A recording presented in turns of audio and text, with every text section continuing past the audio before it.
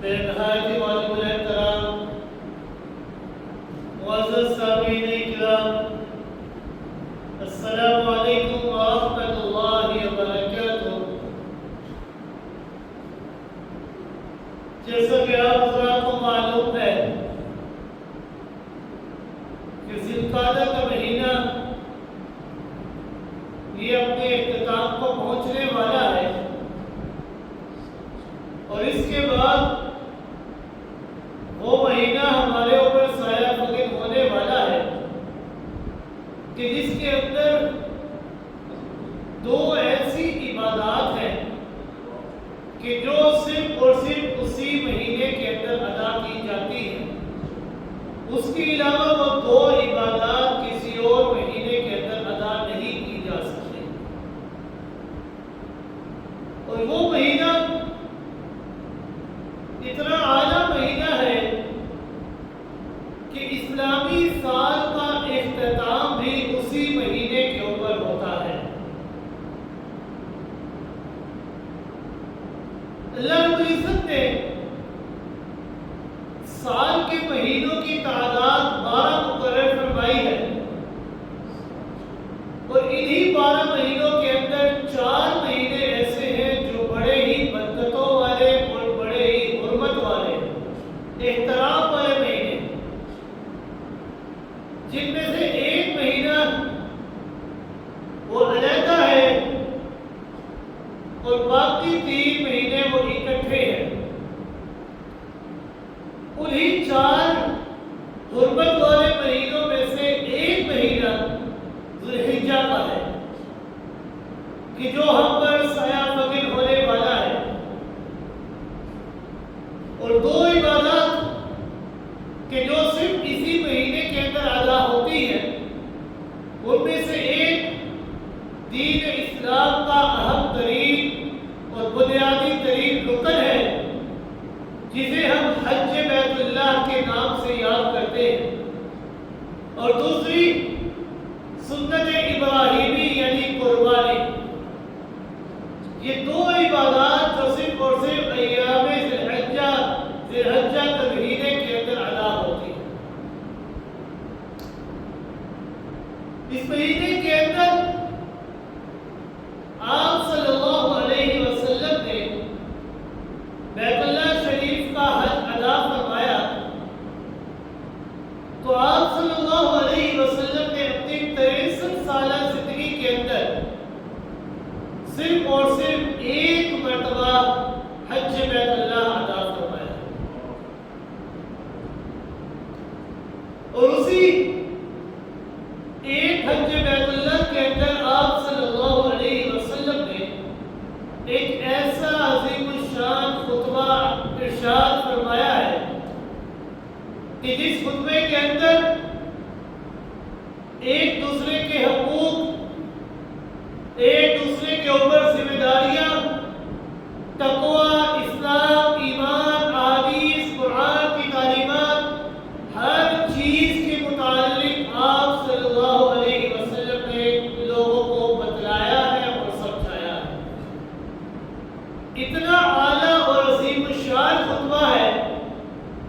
کہ اگر انسان اس خطبے کو ہی سمجھ لے تو دین اسلام کی تمام بنیادی چیزیں انسان کو پتہ چلے۔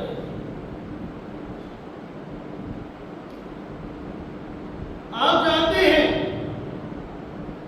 کہ پیغمبر کائنات صلی اللہ علیہ وسلم نے رمضان المبارک کے مہینے کے اندر سن 8 ہجری میں مکہ مکرمہ کو فتح فرمایا۔ اس سال حضرت عتاب بن حسین رضی اللہ تعالیٰ عنہ کی ہمراہی میں تمام مسلمانوں نے حج بیت اللہ کا فریضہ سر انجام دیا۔ جیسے عرب کا طریقہ اور رواج تھا، اسی طریقے کے مطابق انہوں نے حج بیت اللہ ادا کیا۔ اگلے سال 9 ہجری میں حج کی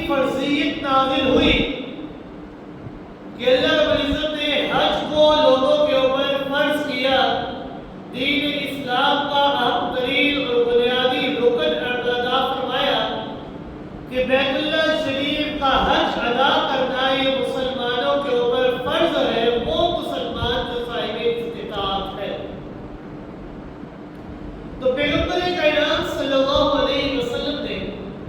سن 9 ہجری کے اندر سیدنا صدیق اکبر رضی اللہ تعالی جو کہ یار غار بھی ہے ان کو امیر حج مقرر فرمایا، ان کو مکہ مکرمہ سے روانہ فرمایا تاکہ وہ لوگوں کو شریعت کے مطابق ٹھیک ٹھیک حج کروا سکے، لوگوں کو بتلا سکے کہ حج یہ اب فرض ہو چکا ہے اور اس کے ارکان، اس کے طریقہ کار یہ ہیں، ان طریقوں کے مطابق تم نے حج ادا کرنا ہے، اور مراسم جاہلیت جس طرح جو جاہلیت کا طریقہ کار اور رواج تھا ان کا استحصال فرما دے، ان کو ختم کر دے کہ آج کے بعد سے جو حج کا طریقہ ہے وہ یہ ہے جو آج میں تمہیں بتا رہا ہوں۔ تقریباً 300 آدمی مدینہ منورہ سے ان کے ساتھ چلتے ہیں اور 20 اونٹ گلواری کے ان کے ہمراہ ہوتے ہیں۔ سن 10 ہجری کے اندر آپ صلی اللہ علیہ وسلم برس نفیس حج کا ارتادہ فرماتے ہیں اور اطراف و اکناف کے اندر اعلان کرایا جاتا ہے کہ انسان پیغمبر صلی اللہ علیہ وسلم حج کے لیے تشریف لے جانے والے ہیں، چنانچہ شب نبوت کے ساتھ 1 لاکھ سے زیادہ پروانے اس غرض کے لیے جمع ہو گئے کہ ہم آپ صلی اللہ علیہ وسلم کے ساتھ حج بیت اللہ کے اندر شریک ہو سکے۔ آپ صلی اللہ علیہ وسلم کی ازواج مطہرات 9 بیویاں اور سیدہ فاطمہ رضی اللہ تعالی عنہا اور دیگر خاص و خدام خاص کر آپ صلی اللہ علیہ وسلم کے حملکار میں سوار تھے۔ 25 ذی القعدہ 10 ہجری ہفتے کے دن ظہر اور عصر کے درمیان آپ صلی اللہ علیہ وسلم تمام صحابہ کرام مدینہ منورہ سے رخصت فرماتے ہیں، عصر کی نماز سے پہلے ذوالحلیفہ کے مقام پر پہنچتے ہیں، وہاں پر عصر کی نماز ادا کرتے ہیں اور وہیں پر رات بسر کرتے ہیں۔ صبح جب ہوتی ہے تو صحابہ کرام کو ارشاد فرماتے ہیں، صحابہ کرام سے ارشاد فرمایا کہ میرے پروردگار کی طرف سے مجھے خبر دی گئی ہے کہ حج کے اندر عمرہ ہے۔ پھر ظہر کی نماز سے پہلے آپ صلی اللہ علیہ وسلم نے احرام کے لیے غسل فرمایا اور اس کے بعد صدیقہ کائنات حضرت عائشہ رضی اللہ تعالی عنہا نے آپ صلی اللہ علیہ وسلم کے جسم اطہر اور سر مبارک میں خوشبو لگائی۔ پھر آپ صلی اللہ علیہ وسلم نے تہبت باندھا، چادر اوڑھی احرام کے لیے، ظہر کی نماز پڑھی اور اس کے بعد مصلی ہی پر حج اور عمرہ دونوں کی ایک ساتھ نیت کی کہ ہم حج اور عمرہ دونوں کی طرف جا رہے ہیں، اور صدائے لبیک اللہم لبیک لبیک لا شریک لک لبیک ان الحمد والنعمت لک والملک لا شریک لک، یہ صدا بلند فرمائی۔ اور اس کے بعد آپ صلی اللہ علیہ وسلم اپنی اونٹنی کے اوپر سوار ہوتے ہیں، لوگوں کا ٹھاٹھے مارتا ہوا ایک سمندر آپ صلی اللہ علیہ وسلم کے ہمراہ موجود تھا۔ آپ صلی اللہ علیہ وسلم جب حج کے لیے نکلے تو تقریباً 1 لاکھ سے زیادہ کا لشکر آپ کے ساتھ موجود تھا کہ ہم آپ صلی اللہ علیہ وسلم کے ساتھ حج بیت اللہ ادا کرنا چاہتے ہیں۔ حضرت جابر رضی اللہ تعالی فرماتے ہیں، نظرت الى مد بصری بین یدیہ من راکب وماش وعن یمینہ مثل ذلک وعن یسارہ مثل ذلک ومن خلفہ مثل ذلک ورسول اللہ صلی اللہ علیہ وسلم بین اظہرنا فأحل بالتوحید۔ کہ حضرت جابر رضی اللہ تعالیٰ فرماتے ہیں کہ میری نظر، انسان کی نظر ایک محدود مقام تک پہنچ سکتی ہے، میری نظر جہاں تک جاتی تھی میں نے دیکھا کہ پیغمبر کائنات صلی اللہ علیہ وسلم کے آگے سوار اور پیدل چلنے والوں کی تعداد ایک ٹھاٹھے مارتا ہوا سمندر آپ کے آگے موجود تھا، سمندر کی طرح موجود تھا۔ اور اسی طرح جب میں نے دائیں جانب دیکھا تو بالکل اسی طرح لوگوں سے اچانک سمندر سے ٹھاٹھے مارتا ہوا ایک سمندر موجود، بائیں جانب اتنی ہی تعداد کے اندر لوگ موجود، پیچھے دیکھا تو اتنی ہی کثیر تعداد کے اندر مجمع موجود تھا۔ اللہ کے پیغمبر کائنات صلی اللہ علیہ وسلم ان لوگوں کے ہجوم کے درمیان میں موجود تھے، اللہ کی توحید کا غلغلہ بلند ہو رہا تھا، ہر طرف سے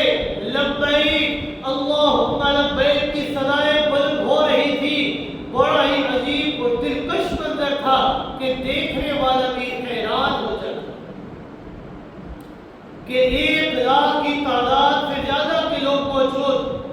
آپ صلی اللہ علیہ وسلم کے ہمراہ موجود تھے حج بیت اللہ کے۔ اسی طرح پیغمبر کائنات صلی اللہ علیہ وسلم نے اپنے سفر کو جاری رکھا۔ 4 ذوالحجہ 10 ہجری کو پیغمبر کائنات صلی اللہ علیہ وسلم مکہ مکرمہ میں تشریف لے کر آتے ہیں۔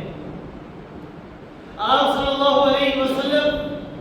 سب سے پہلے بیت اللہ شریف جاتے ہیں، جا کر بیت اللہ شریف کا طواف کرتے ہیں اور فرمایا صفا اور مروہ کی سعی کی، چونکہ آپ صلی اللہ علیہ وسلم اپنی ہدی اور قربانی کے جانور ساتھ لے کر چلے تھے، اس لیے آپ صلی اللہ علیہ وسلم نے اپنا احرام نہیں کھولا تھا۔ جو انسان اکٹھے حج بیت اللہ اور عمرے کا ارادہ کرے وہ بیت اللہ شریف کا طواف کرے، صفا مروہ کی سعی کرے، لیکن اپنا احرام نہ کھولے۔ آپ صلی اللہ علیہ وسلم نے اپنا احرام نہیں کھولا تھا کیونکہ آپ صلی اللہ علیہ وسلم اپنی قربانی کا جانور ساتھ لے کر نکلے تھے، اور جو صحابہ کرام اپنی ہدی اور قربانی کا جانور ساتھ لے کر نہیں آئے تھے، آپ صلی اللہ علیہ وسلم کے حکم کے مطابق انہوں نے اپنے عمرے کو مکمل کر کے اپنا احرام کھول لیا۔ 8 ذی الحجہ یوم ترویہ آپ صلی اللہ علیہ وسلم مینا میں تشریف لے گئے، رات وہاں پر گزارتے ہیں۔ طلوع آفتاب کے بعد 9 ذی الحجہ جمعے کے دن عرفات کو چلتے ہیں، وہاں پہنچ کر وادی نمرہ میں ایک قبابت نزول فرماتے ہیں، زوال کے بعد بطن وادی میں تشریف لے جاتے ہیں۔ آپ صلی اللہ علیہ وسلم اپنی اونٹنی اسوا کے اوپر سوار تھے، اس وقت آپ صلی اللہ علیہ وسلم کے آس پاس تقریباً 1,44,000 انسانوں کا لشکر موجود تھا۔ کتنا؟ 1,44,000 کے قریب لوگوں کا لشکر آپ کے ہمراہ موجود تھا۔ اور پھر وطن وادی میں آپ صلی اللہ علیہ وسلم نے ان لوگوں کے درمیان کھڑے ہو کر بڑا ہی عظیم و شان اور جامع ترین خطبہ ارشاد فرمایا۔ ایسا جامع ترین خطبہ، ایسا عظیم ترین خطبہ ارشاد فرمایا کہ جس میں ساری اسلامی تعلیمات کا خلاصہ موجود تھا، ایسا عظیم الشان خطبہ کہ جس میں دین اسلام کا دستور حیات موجود تھا، ایسا عظیم الشان خطبہ کہ جس کے اندر الوداعی نصیحتیں اور وصیتیں موجود تھیں۔ اس عظیم الشان خطبے کو خطبہ حجۃ الوداع کہا جاتا ہے، حجۃ الوداع کے نام سے یاد کیا جاتا ہے۔ آپ صلی اللہ علیہ وسلم کے ارشادات حضرت ربیع بن امیہ رضی اللہ تعالی اپنی بلند آواز کے ذریعے لوگوں تک پہنچا رہے تھے۔ اس وقت کوئی اسپیکر وغیرہ موجود نہیں تھے۔ حضرت ربیع بن امیہ رضی اللہ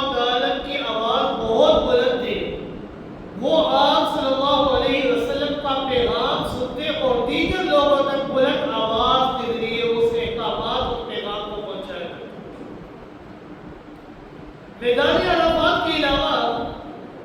دیگر مقامات پر بھی آپ صلی اللہ علیہ وسلم نے بڑے بڑے خطبے ارشاد فرمائے، لیکن ان تمام خطبوں کا مجموعی خلاصہ یہ ہے جو آپ صلی اللہ علیہ وسلم نے اس خطبہ حجۃ الوداع کے اندر ارشاد فرمایا۔ آپ صلی اللہ علیہ وسلم نے اپنے خطبے کا آغاز فرمایا تو کہاں سے فرمایا؟ آپ صلی اللہ علیہ وسلم نے اپنے خطبے کا آغاز سب سے پہلے حمد الہی سے فرمایا۔ اللہ کی حمد، اللہ کی ثنا، اللہ کی تسبیح و تقدیس کو بیان کیا۔ آپ صلی اللہ علیہ وسلم نے ارشاد فرمایا، الحمدللہ الحمدللہ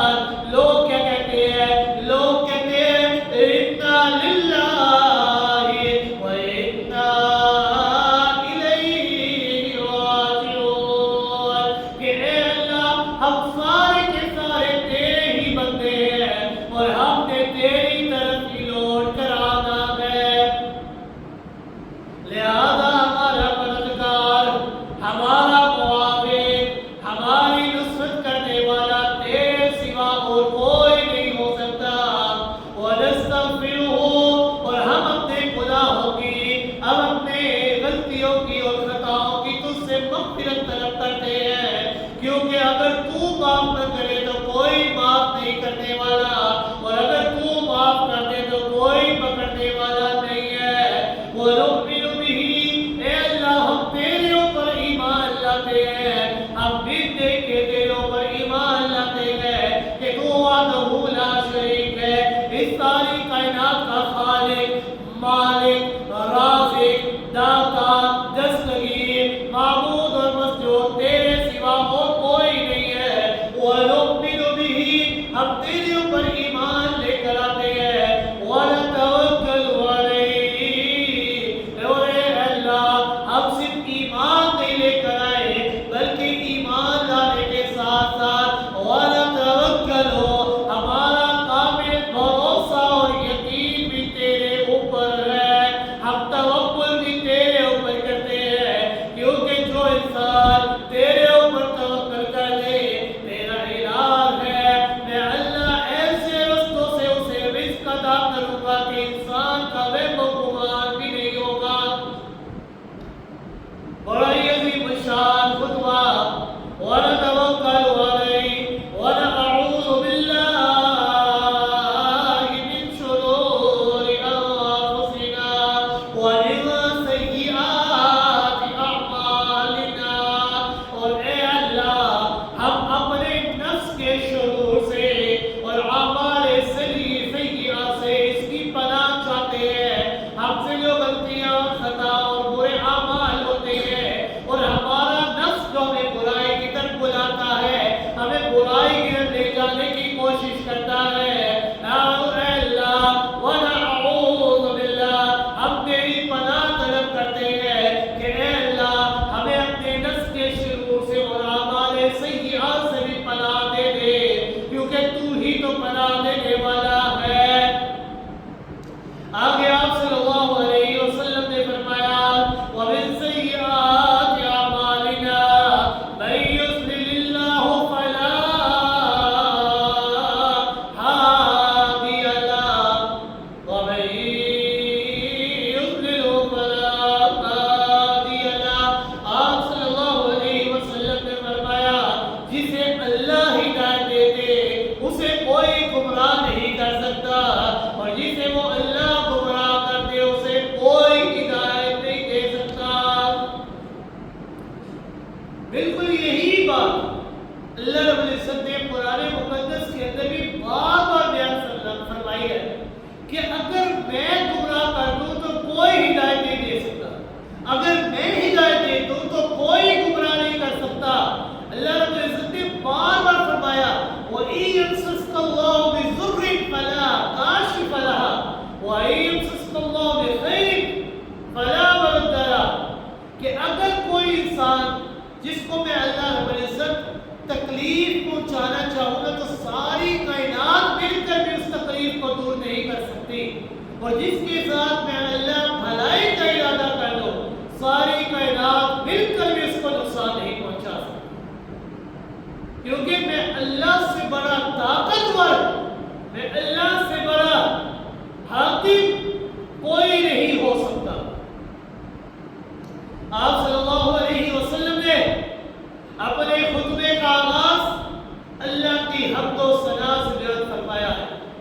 اس لیے آپ صلی اللہ علیہ وسلم نے فرمایا کہ جو بھی نیک کام کرو اس کا آغاز اللہ کی تعریف، اللہ کی حمد و ثنا سے کیا کرو،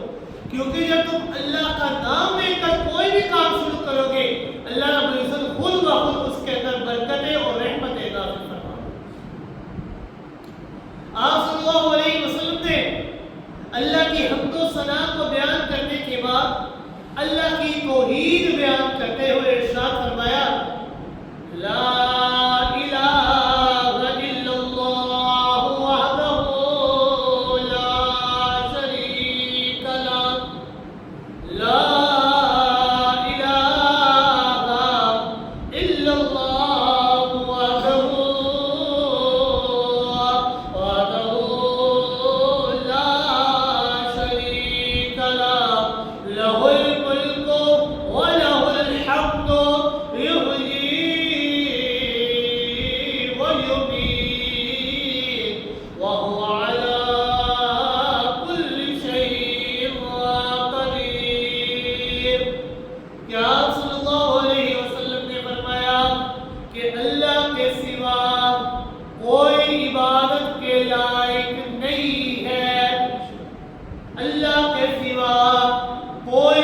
سجدے کے لائق نہیں ہے، اللہ کے علاوہ کوئی پکار کے لائق نہیں ہے۔ کیوں نہیں ہے؟ وحدہ، وہ اکیلا تھا، اکیلا ہے اور اکیلا ہی رہے گا، اس کا کوئی ہمسر نہیں ہے۔ قل هو اللہ احد اللہ الصمد، کہ کہہ دیجئے میرے پیغمبر، لوگوں کو بتلا دیجئے کہ اللہ ایک ہے، وہ اپنی صفات میں بھی ایک ہے، وہ اپنی ذات میں بھی ایک ہے۔ اللہ الصمد، اس کا کوئی ہمسر نہیں ہے، وہ بڑا بے نیاز ہے۔ لا شریک لہ الملک ولہ الحمد، اس کی بادشاہی کے اندر اس کا کوئی شریک نہیں ہے، اس کی تعریفوں کے اندر کوئی اس کا شریک نہیں ہے۔ یحیی و یمیت، وہی زندہ کرنے والا، وہی موت دینے والا ہے۔ کیوں؟ وہو علی کل شیء قدیر، ہر چیز کے اوپر کامل قدرت، کامل اختیار، کامل تصرف اگر کسی کا ہے تو وہ صرف اور صرف اکیلے اللہ کا ہے۔ ہر چیز کے اوپر قادر ذات اکیلے اللہ کی ذات ہے۔ مزید فرمایا آپ صلی اللہ علیہ وسلم نے، ایھا الناس وحدوا اللہ فإن التوحید رأس الطاعة، کہ اے لوگوں اس توحید کے اوپر کاربند رہنا، جتنی زندگی تمہاری ہے اس توحید کے اوپر اپنے آپ کو پختہ کر لینا، کیونکہ یہ توحید ہی تمام نیکیوں کی بنیاد ہے۔ فإن التوحید رأس الطاعات، راس کہتے ہیں سر کو، یہ توحید جو ہے یہ تمام نیکیوں کی بنیاد، تمام نیکیوں کی جڑ ہے۔ کیونکہ اگر توحید نہیں ہے، کلمہ توحید، کلمہ طیبہ کا اقرار نہیں ہے، انسان چاہے جتنی مرضی نیکیاں کر لے، جتنے مرضی حج کر لے، جتنے مرضی عمرے کر لے، جتنی مرضی نمازیں ادا کر لے، روزے رکھ لے، زکوٰۃ ادا کر لے، جب تک یہ توحید نہیں ہوگی تب تک کوئی نیکی اس کے لیے کارآمد ثابت نہیں ہو سکتی، کیونکہ ایمان کی بنیاد اسی توحید کے اوپر کھڑی ہے۔ لا الہ الا اللہ محمد رسول اللہ، اس توحید اور اس کلمے کو بار بار پڑھنا چاہیے۔ آپ صلی اللہ علیہ وسلم نے فرمایا کہ کلمہ بظاہر تو بڑا مختصر ہے، لا الہ الا اللہ محمد رسول اللہ، کتنا ٹائم لگا؟ یہ 2-3 سیکنڈ لگے ہوں گے، لیکن آپ صلی اللہ علیہ وسلم نے فرمایا اتنا اعلیٰ یہ کلمہ ہے کہ اس کلمے کو تم بار بار پڑھا کرو، کیونکہ اگر ترازو کے ایک پلڑے میں اس ایک کلمے کو رکھ دیے جائے اور دوسرے پلڑے میں 7 آسمان اور 7 زمینوں کو رکھ دے، وہ 7 آسمان اور زمین مل کر بھی اس کلمے کا مقابلہ نہیں کر سکتے۔ اس لیے آپ صلی اللہ علیہ وسلم کا ارشاد گرامی ہے، جددوا ایمانکم، کہ لوگوں اپنے ایمان کی تجدید کیا کرو۔ تجدید سے مراد اسے دیر سے دیا کیا کرو۔ صحابہ کرام نے عرض کیا، یا رسول اللہ صلی اللہ علیہ وسلم، ہم اپنے ایمان کی تجدید کس طرح کریں، اسے دیر سے دیا کس طرح کیا کریں؟ آپ صلی اللہ علیہ وسلم نے فرمایا، لا الہ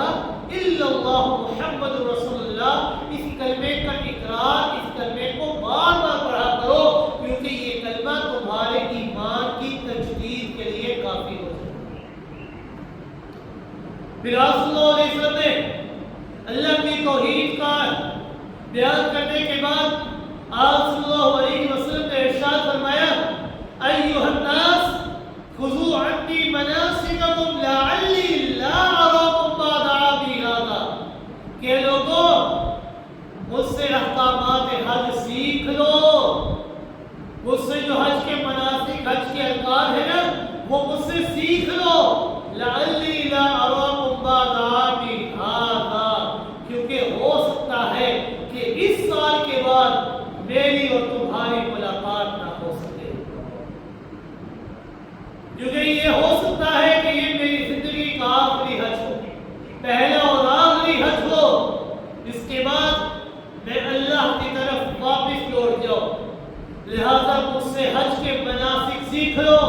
حج کے ارکان سیکھ لو۔ آپ صلی اللہ علیہ وسلم نے حقوق المسلمین بیان کرتے ہوئے بڑا ہی عجیب انداز اختیار فرمایا۔ ذرا توجہ فرمائیے گا کہ آپ نے مسلمانوں کے حقوق بیان فرمائے، بڑا ہی عجیب انداز اختیار فرمایا۔ آپ صلی اللہ علیہ وسلم نے لوگوں سے سوال فرمایا کہ اے لوگوں، ایُّ شہرکم ھذا، کہ اے لوگوں مجھے بتاؤ یہ کون سا مہینہ ہے؟ مہینہ کون سا تھا؟ ایام ذی الحجہ کا تھا، اشہر ذی الحجہ، ذی الحجہ کا مہینہ تھا، تمام لوگوں کو بتائے۔ لیکن لوگ یہ سمجھے تھے کہ شاید آپ صلی اللہ علیہ وسلم اس مہینے کا اور کوئی نام رکھنا چاہتے ہیں، اس لیے لوگوں نے عرض کیا اللہ ورسولہ اعلم، اللہ اور اس کے رسول زیادہ بہتر جانتے ہیں، ہمیں علم نہیں ہے۔ آپ صلی اللہ علیہ وسلم نے ارشاد فرمایا الیس ھذا من اشہر الحرم، کہ لوگوں کیا یہ مہینہ حرمت والے مہینوں میں سے ایک نہیں ہے؟ لوگوں نے جواب دیا نعم یا رسول اللہ، جی ہاں یا رسول اللہ، کیوں نہیں، یہ مہینہ تو حرمت والے مہینوں میں سے ایک بڑا ہی عظیم الشان مہینہ ہے۔ پھر آپ صلی اللہ علیہ وسلم نے فرمایا ایُّ بلدکم ھذا، کہ لوگوں یہ شہر کون سا ہے؟ اب حج بیت اللہ کہاں پر ادا ہوتا ہے؟ مکہ مکرمہ کے اندر۔ لوگوں کو علم تھا، لوگوں کو پتا تھا، لیکن آپ صلی اللہ علیہ وسلم نے سوال فرمایا ایُّ بلدکم ھذا، یہ شہر کون سا شہر ہے؟ لوگوں نے پھر فرمایا اللہ ورسولہ اعلم، اللہ اور اس کے رسول زیادہ بہتر جانتے ہیں۔ آپ صلی اللہ علیہ وسلم نے فرمایا الیس ھذا بلد الامین، کیا یہ شہر مکہ یہ امانت والا شہر نہیں ہے، یہ امن والا شہر نہیں ہے؟ لوگوں نے فرمایا نعم یا رسول اللہ، کیوں یا رسول اللہ، ایسا نہیں، یہ شہر، یہ مکہ مکرمہ یہ بڑا ہی پرامن اور سکون والا شہر ہے۔ پھر آپ صلی اللہ علیہ وسلم نے فرمایا ایُّ یومکم ھذا، آج کا دن کون سا دن ہے؟ عرفہ کا دن تھا، عرفات کے میدان میں موجود تھے، آپ نے سوال فرمایا ایُّ یومکم ھذا، آج کا دن کون سا ہے؟ لوگوں نے بھی فرمایا اللہ ورسولہ اعلم، اللہ اور اس کے رسول زیادہ بہتر جانتے ہیں۔ تو آپ صلی اللہ علیہ وسلم نے ارشاد فرمایا الیس ھذا یوم العرفہ، کیا یہ عرفے کا مبارک دن نہیں ہے؟ تمام کے تمام لوگوں نے بیک زبان جواب دیا نعم یا رسول اللہ، جی ہاں یا رسول اللہ، یہ عرفہ کا دن ہے اور ہم عرفات کے میدان میں کھڑے ہیں۔ تو آپ صلی اللہ علیہ وسلم نے یہ 3 سوال کرنے کے بعد حقوق المسلمین کو بیان فرمایا۔ ذرا توجہ فرمائیے گا کہ آپ نے کس طرح طریقہ اختیار فرمایا لوگوں کے سامنے حقوق المسلمین کو اجاگر کرنے کے لیے۔ آپ صلی اللہ علیہ وسلم نے پہلے 3 چیزوں کے متعلق سوال فرمایا، شہر کے متعلق، مہینے کے متعلق اور دن کے متعلق۔ لوگوں نے جواب دیا جی ہاں، یہ شہر مکہ بڑا ہی پرامن شہر ہے، یہ مہینہ ذی الحجہ کا بڑا ہی عظیم الشان مہینہ ہے، اور یہ عرفہ کا دن یہ بھی بڑا عظیم الشان دن ہے۔ تو آپ صلی اللہ علیہ وسلم نے فرمایا ان دماءکم واموالکم وعرضکم علیکم حرام کحرمت یومکم ھذا فی شہرکم ھذا وفی بلدکم ھذا وفی یومکم۔ تو آپ صلی اللہ علیہ وسلم نے فرمایا کہ اے لوگوں، آج کے بعد سے تمہارا خون، تمہارے اموال، تمہاری عزتیں تم لوگوں کے لیے ایک دوسرے کے لیے حرام ہے، ایک دوسرے کے لیے اسی طرح عزت والی ہے جس طرح یہ آج کا دن عرفہ کا دن تمہارے لیے عزت والا ہے، جس طرح یہ شہر مکہ تمہارے لیے عزت والا ہے، جس طرح یہ مہینہ ذی الحجہ کا تمہارے لیے بڑا عظیم الشان اور حرمت والا ہے، جس طرح اس مہینے کے اندر قتل و غارت سے اللہ نے روک دیا ہے، اس مہینے کے اندر کوئی انسان جھوٹ نہ بولے، اس مہینے کے اندر کوئی انسان غیبت نہ کرے، باقی مہینوں کے اندر بھی آپ صلی اللہ علیہ وسلم نے روکا، لیکن یہ مہینہ یہ حرمت والے مہینوں میں سے ہے جس میں آپ نے قتل و غارت سے بھی روک دیا ہے۔ جس طرح یہ حرمت والا مہینہ لوگوں کے لیے قابل احترام ہے، جس طرح یہ شہر مکہ تمہارے لیے قابل احترام ہے، جس طرح یہ عرفہ کا دن تمہارے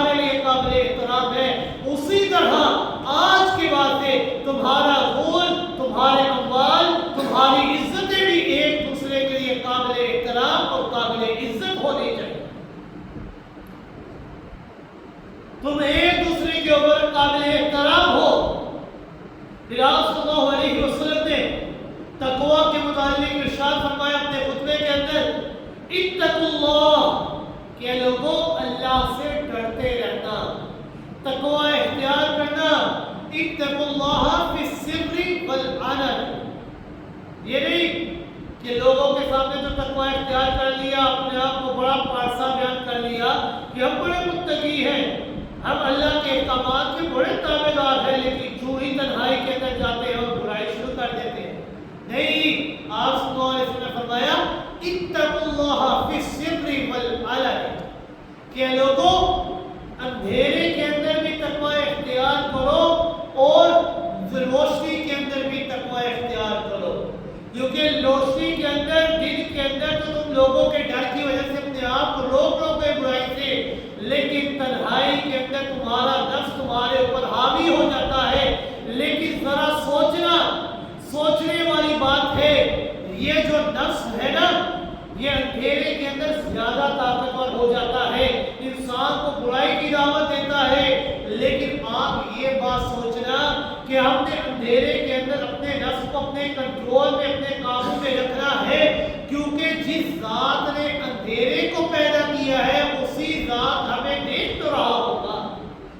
جو ذات اندھیرے کو پیدا کر سکتی ہے وہ ذات ہمیں بھی تو دیکھ رہی ہے۔ اس کائنات کے اندر کوئی ایسی جگہ نہیں ہے جہاں پر انسان اپنے رب سے پوشیدہ ہو سکے۔ انسان جہاں پر چلا جائے، جس جگہ پر چلا جائے، جتنی تہہ کے اندر چلا جائے، تب بھی انسان اللہ سے چھپ نہیں سکتا۔ لہذا جب انسان یہ سوچے گا نا کہ جس ذات نے اندھیرے کو پیدا کیا ہے وہ ذات تو مجھے دیکھ رہی ہے نا، کل جب موت میرے اوپر آئے گی تو میں اس ذات کو، اس رب کو کیا جواب دوں؟ جب انسان یہ سوچے گا، انسان کا نفس کمزور ہونا شروع ہو جائے گا، انسان اپنے آپ کو ضرور بضرور روکے۔ اللہ رب العزت نے قرآن مقدس کے اندر میں ارشاد فرمایا، یا ایھا الناس اتقوا اللہ حق تقاتہ ولا تموتن الا وانتم مسلمون، کہ لوگوں تقوی اختیار کرو، اللہ کا ڈر اپنے اندر رکھو، جس طرح یہ تقوی اختیار کرنے کا حق ہے، جس طرح یہ ڈر اپنے اندر رکھنے کا حق ہے، اسی طرح اس ڈر کو، اس تقوی کو اپنے اندر رکھو۔ ولا تموتن الا وانتم مسلمون، اور یاد رکھنا تمہارے اوپر موت اس حال میں نہ آئے کہ تم مسلمان نہ ہو۔ یہ تقوی کا دار و مدار ہی اسلام کے اوپر ہے۔ جب انسان کے دل کے اندر تقوی، اسلام کے دل کے اندر، انسان کے دل کے اندر اللہ کا خوف، اللہ کا ڈر موجود ہوگا، تب ہی جا کر انسان کامل مسلمان بنے گا۔ اگر تقوی نہیں ہے، اگر یقین نہیں ہے، اگر توکل نہیں ہے، تو انسان کا اسلام یہ مکمل اور کامل بھی نہیں ہو سکے۔ اس لیے اللہ نے فرمایا وَلَا تَمُوتُنَّ إِلَّا وَأَنْتُمْ مُسْلِمُونَ، تمہارے اوپر موت اس حال میں نہ آئے کہ تمہارا اسلام مکمل ہو۔ پھر آپ صلی اللہ علیہ وسلم نے اس عظیم الشان خطبہ حجۃ الوداع کے اندر سود کے خاتمے کا اعلان کرتے ہوئے ارشاد فرمایا، إِنَّ كُلَّ رِبًا مَوْضُوعٌ وَلَكِنْ لَكُمْ رُءُوسُ أَمْوَالِكُمْ لَا تَظْلِمُونَ وَلَا تُظْلَمُونَ، کہ لوگوں آج کے دن سے ہر قسم کے سود کا خاتمہ کر دیا گیا ہے، تمہارا حق صرف اتنا ہے جتنا تمہارا راس المال ہے، تمہاری جتنی رقم ہے صرف اتنا ہی تمہارا حق ہے، اس سے اوپر جتنے تم لوگے وہ سارے کا سارا سود کے اندر شامل ہو جائے گا۔ لہذا آج کے دن سے حجۃ الوداع کے اندر آپ نے ہر قسم کے سود کے خاتمے کا اعلان فرما دیا۔ آپ صلی اللہ علیہ وسلم نے اس خطبہ حجۃ الوداع کے اندر اپنے خاندان سے ابتدا کرتے ہوئے ارشاد فرمایا کہ میں آج اپنے چچا حضرت عباس بن عبد المطلب رضی اللہ تعالیٰ کے سود کے خاتمے کا اعلان کرتا ہوں، ان کا اتنا ہی مال ہوگا جتنی رقم انہوں نے دی ہے، اس کے اوپر ان کا اور کچھ بھی نہیں۔ پھر آپ صلی اللہ علیہ وسلم نے اسی عظیم الشان خطبے کے اندر جاہلیت کے انتقاموں کا خاتمہ کر دیا، کہ یہ جو بدلے کی سوچ انسان کے دل کے اندر آتی ہے، انسان کے دماغ کے اندر آتی ہے کہ میرے ساتھ فلاں بندے نے برائی والا معاملہ کیا، میں نے اس سے بدلہ لینا ہی لینا ہے، چاہے جو مرضی ہو جائے، چاہے مجھے اپنا منہ لال کیوں نہ کرنا پڑے، چاہے مجھے اپنی ہر چیز قربان کیوں نہ کرنی پڑے، اس ضد اور انتقام کی وجہ سے میں نے اس سے بدلہ لینا ہے۔ آپ صلی اللہ علیہ وسلم نے اس خطبہ حجۃ الوداع کے اندر اعلان فرمایا، ان کل دم فی الجاہلیۃ موضوع، کہ آج کے بعد سے جاہلیت کے تمام انتقاموں کو ختم کر دیا گیا، کہ آج کے بعد کوئی انسان کسی سے بدلہ نہ لے۔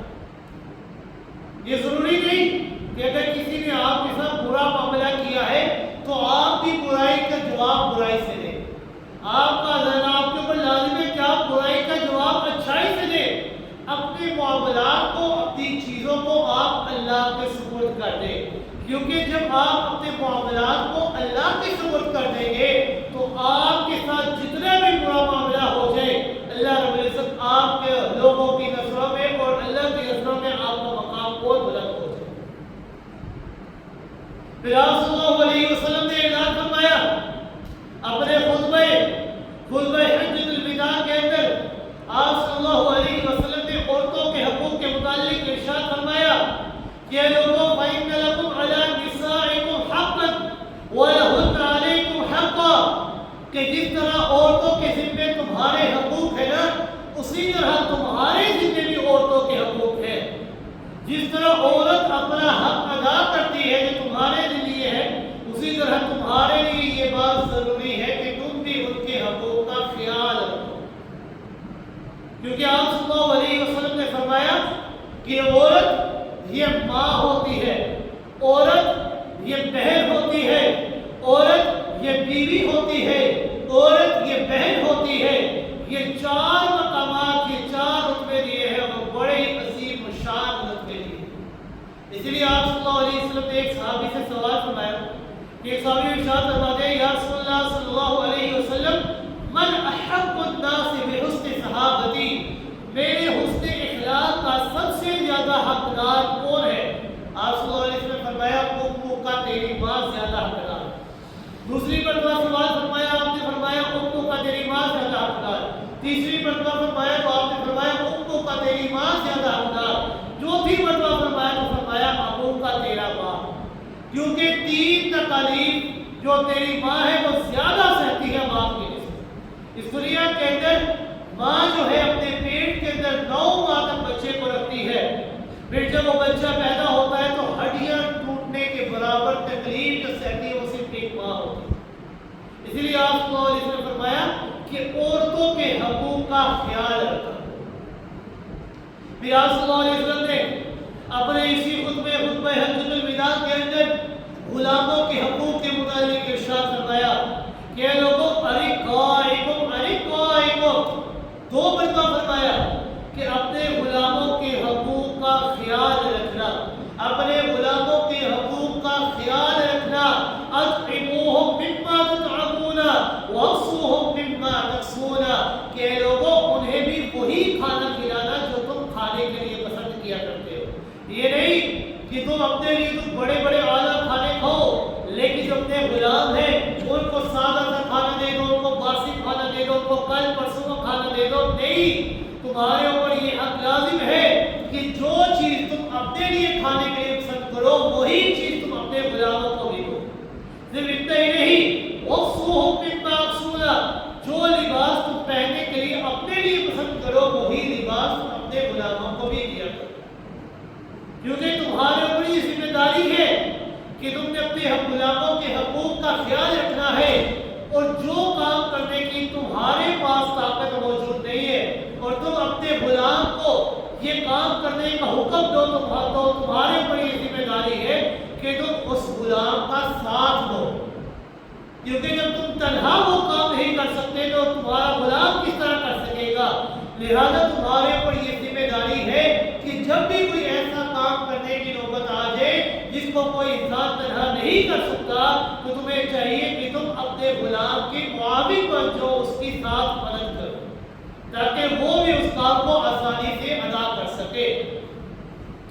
پھر آپ صلی اللہ علیہ وسلم نے وحدت ملت کا ارشاد فرمایا، وحدت ملت کا اعلان کرتے ہوئے ارشاد فرمایا ان ربکم واحد وان آباءکم واحد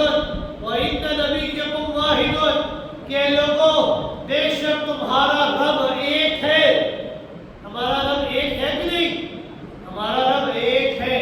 وہ رب جو تنہا ہے اپنی ذات میں، وہ رب جو اپنی صفات میں بھی تنہا ہے۔ الحمدللہ رب العالمین الرحمن الرحیم مالک یوم الدین، اس دنیا کا بھی مالک وہ ہے، قیامت کے دن کا مالک بھی وہ ہے۔ ہمارا رب ایک ہے۔ وَإِنَّ آبَاءَكُمْ وَاحِدٌ، ہمارا باپ حضرت آدم علیہ السلام وہ بھی ایک ہے۔ وَإِنَّ نَبِيَّكُمْ وَاحِدٌ، اور ہمارا نبی بھی ایک، نبی آخر الزماں ہے، ان کے بعد کوئی نبی نہیں ہے۔ اللہ رب العزت نے فرمایا کہ لوگوں لا الہ الا اللہ محمد رسول اللہ، آپ صلی اللہ علیہ وسلم آپ کے آخری نبی ہے، آپ کے بعد اور کوئی نبی نہیں آتا۔ جو انسان آپ صلی اللہ علیہ وسلم کے بعد نبوت کا دعویٰ کرے وہ انسان جھوٹا اور کذاب ہوگا،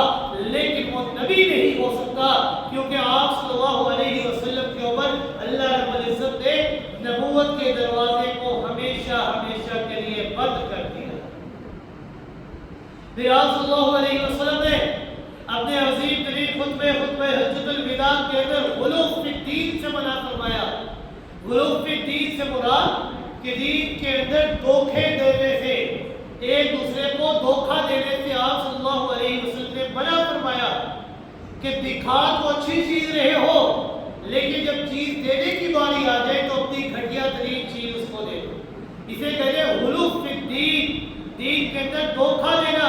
آپ صلی اللہ علیہ وسلم نے اپنے خطبہ حجۃ الوداع کے اندر غلو فی الدین سے منع فرمایا۔ ایاکم والغلو فی الدین فانما اهلکم قبلکم الغلو فی الدین، کہ لوگوں غلو فی الدین سے، لوگوں کو دھوکہ دینے سے میں تمہیں منع کرتا ہوں، کیونکہ یہ جو غلو فی الدین ہے، دھوکہ دینا ہے،